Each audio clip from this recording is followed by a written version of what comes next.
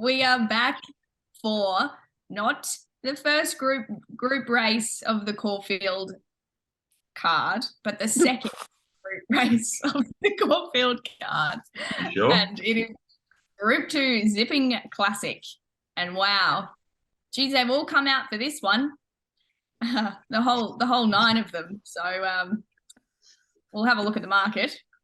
We have Vow and Declare the favourite.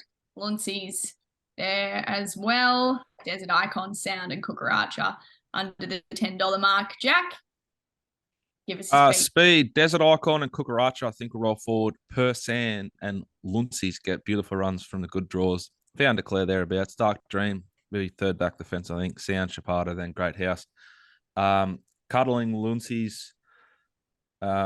Cuddling Desert Icon, who I think is just sort of low-key flying. And cuddling Persan, who I know Shane liked, I think maybe last start. Taking on Sound, taking on Chapada, and taking on Great House here. Shane.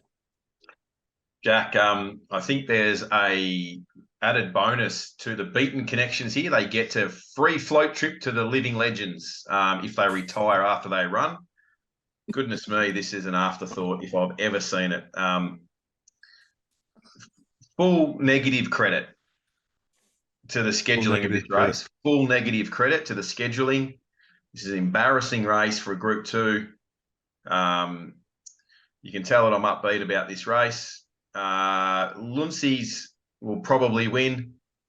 And if it doesn't, it'll be one of those Waller ones running a PB to win a Group 2. $750,000, so they'll be trying. Some of them will be trying. It's it's staggering. Anyway, that's me, Luncey's. We've been on that horse before. Yeah, I was on Persan. I think it was after that Caulfield run. Got gapped. Gab tipped Luncey's, I reckon, last start Flemington, and we all, I know I sort of followed her there as well. And I think it was a good run behind a good horse, top of my head. Yeah, I mean, the Spruik horse for next spring already when it went across the line was Solcombe. Yeah, and Luncey started $650 there. What price would Solcombe be here? I think it'd be like $1.60. Yeah, it would be. Maybe $1.50. So therefore the $4.20 available elsewhere, not at baggybet.com.au. No, not .au. Baggybet.com. Download the app, gamble responsibly. We're cuddling Luncey, so I'd back it elsewhere if I was a punter. I think it's a great price, and I'm going to be under the market the whole way home. I think he's going to map perfectly. It's Tim Cluck off, Blake Shin on. And if you turned on racing.com recently, it's Blake Shin on's like J-Mac on at the moment in Victoria, apparently. And they're right. He's flying and going to give this thing a peach from that good draw. That Geelong Cup form's good. The Geelong Cup SP is very good. Chrissy Lees, he goes well down here. I like him, and I like the horse a lot. I think it's a bet. I think you have to chop Persan though, Shane. I think at that price, that map. Stable trying to win it since they won the cup, or they're still partying? They didn't try to win, I don't think, at Ballarat, but they'll bounce back. They're too big to fail. The Colt will win, and this might be the horse to do it. It is Mark Zara off, Harry Coffey on. Not the best. He started the same price as Luncey's did against Solcombe, which is the race I'm focusing on as a form reference for here. Gab? Yep, I'm with Luncey's. Everyone's just followed what I had to say. And yeah, I think he can cruise along and be a live chance here with Blake Shin aboard. I'm wary of Cucaracha, just as the Waller runner. And yeah, that's it for me. Luncey's on top. That's great. Maybe Jack should do a tweet. G'day, punters. I'm bottom odds Luncey's all day. Back it somewhere else because it'll win. I've been getting media training and I'm throwing my hands around. Oh, don't start making up rumors like that. That's real. That is my favourite thing you've done this month. That cheeky little thing you did then. Very, very good work. The bubble's going to love that. We're going to stop it there. Look how happy he is with that. Yeah. It's good to see you have a genuine smile on your face. That was a genuine smile. I just really enjoyed my own work there. Thanks for joining us, punters. Over to you, Gab. Let's go through our best and value bets for the card before we knock off here. Sure, we You got him, Gab? I will start with race 3 Caulfield, number 7. Hopefully it's a leader's track, and hopefully Jigsaw can do what he did last start, just cruise on over to the lead and just keep going. So I'm definitely happy to have him as my best. And then we will go straight to race 4, number 9. Get Up Girl. Get Up Girl. I thought this horse was really, really good at Flemington behind Magic Time last start. She was paying $51, but I'm not going to let that scare me away. She's $11 here. She's going to hit the line hard, and definitely, yeah, I think she can definitely finish off at $11. Shane.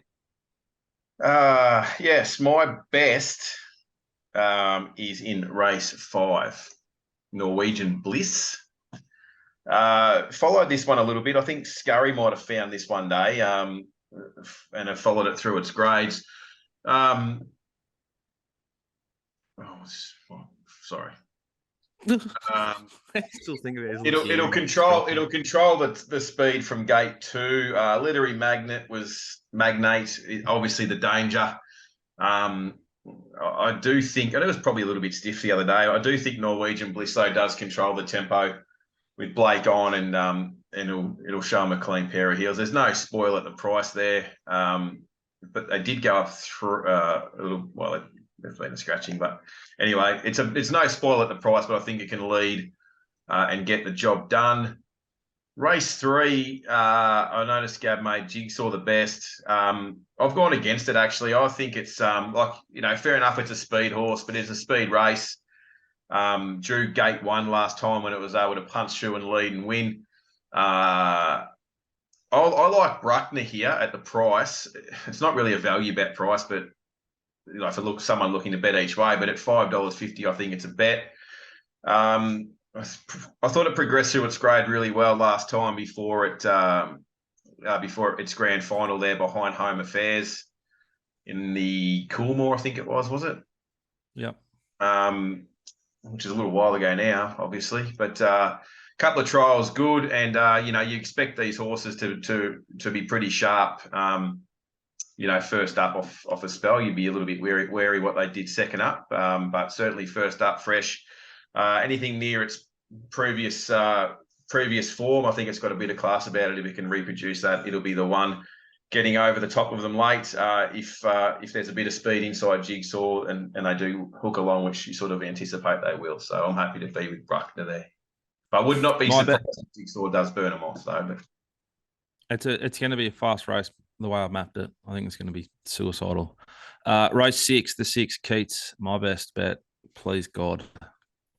Allah, Buddha, Mary Poppins, Bilbo Baggins, all of you, get on board. I'm going to save Ciurleo Miss. And my value play is in the last, number 4, Paul's Regret, $21 out there, 23 at the Green Machine. I think it's going to run a really nice race, going to sit in the coffin and go really, really, really well. I think the other value play in that race is the 2 Belle Plaisir, who I think you liked last week, Shane. But that's my best and value for Caulfield on Saturday. I hope you have a phenomenal weekend. If you want to race horses with us, good ones, Jono at the mailbag.com.au. We've got a Zavaville filly and a Dundee gelding, both headed to Gavin Jesus. That's good. Jono at the mailbag.com.au. Have a phenomenal weekend. Bye for now. Good luck.